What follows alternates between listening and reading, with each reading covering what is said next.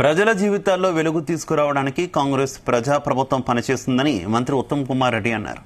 కాంగ్రెస్ ఇచ్చిన 6 గ్యారంటీల మేరకు మహిళలకు ఉచిత బస్సు ప్రయాణం, ఆరోగ్యశ్రీ, రైతు కూలీలకు ఇందిరమ్మ ఆత్మీయ పథకం కింద 12,000 రూపాయలు ఇస్తున్నామని చెప్పారు.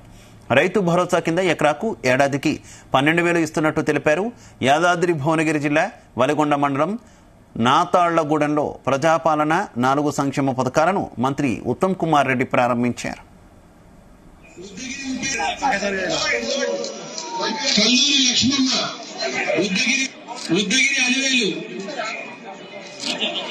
రైతులకి మేలు చేయాలి, గతానికంటే ఎక్కువ చేయాలనే ఉద్దేశంతో గతంలో ఎకరాకి సంవత్సరానికి 10,000 రూపాయలుంటే మేము 20% పెంచి ఎకరాకి సంవత్సరానికి 12,000 రూపాయలు ఇస్తున్నాం.